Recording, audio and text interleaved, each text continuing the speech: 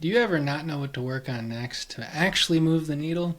Neither did I, and that's why I created this 5-step scoring method and project planning guide to always know what to work on next. So if you want to learn where the biggest impact in your business is at any given time and what you should focus on, well, this guide is going to give you everything you need.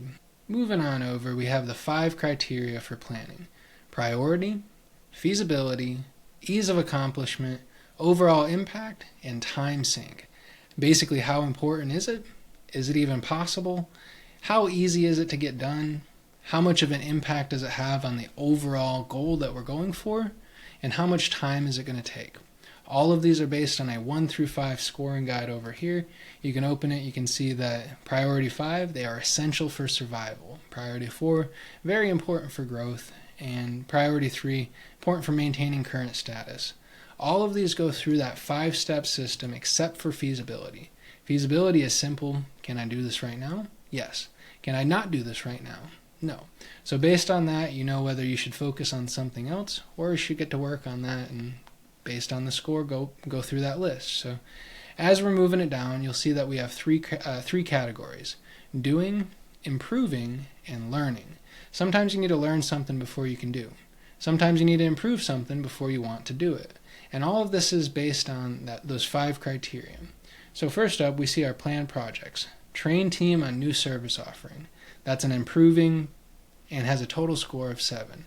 Based on those 5 criteria, we added it up, and then the time it took, that would be a 1 through 5, we would subtract that, because if it takes longer, it moves the score down. So you'll see that as we're building it out over here.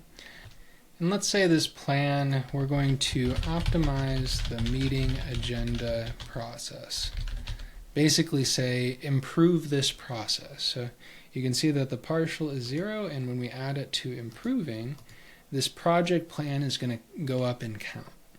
And that's pretty much it. We have it in our system. We can start adding details to the inner page if we want to add details over here.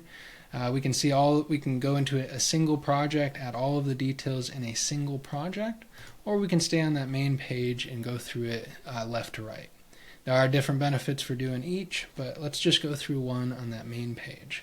So if our priority for this, optimizing the meeting agenda, let's say that was a 4. It's kind of important to us because every meeting that we have that's better, well, we can get more done. So it's pretty important. Is it possible? Yes, it is. We already have the meeting set up. We have the people to do it. So it is possible. How easy is it to do? Well, we have to think about it. So that's not very easy. Let's make that a 3. How impactful is it? Like I said, it's pretty impactful because it's been taking a lot of our time. So for impact, let's put that as a 4. I know we can have better meetings. I know we can get more done, and we don't have to waste the day after. But how long is this going to take me?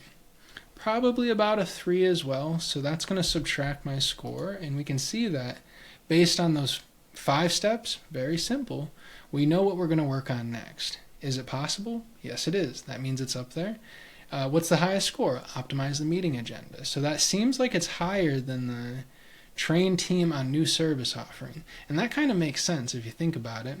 If you're going to train the team on the new service offering, you probably want to talk about it in the meeting a little bit better. So it might make sense to optimize the meetings so that before you have the need to train, you guys know how to talk about that. So creating the call center training documents, it's kind of the same thing. That falls below it.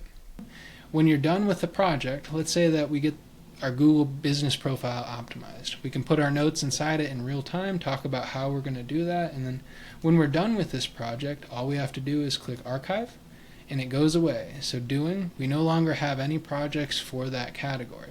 We can still see them inside here if we wanted to go see them, and we can go into those categories and see everything related to that category to help us plan a little bit better. But this is essentially it. That's the 5-step scoring plan that I use pretty much every day of my life to know what to work on next. You can come in here, create as many lists as you need to get the job done, create separate lists, come back here every quarter, and basically know when to focus your efforts better or whether you should be doing something different. So I did add a kind of cool override because if I wanted to do something and I say that this is a 50, well, that project is going to be the top of our list. So if you have something that's above all else and you want to put it there outside of the scoring method, you can. This isn't a strict guideline. This is just one of those tools that's available for you to help you optimize and make sure that you're putting the most overall impact that you can.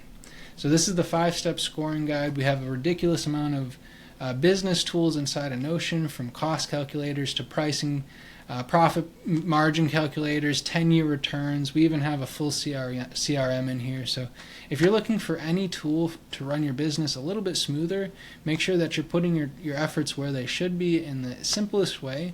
Well, reach out. Notion Providers is here to help, and we have plenty of resources to keep you going. So if you have any questions, feel free to reach out, and if not, go ahead and book a call. We'll see you in there.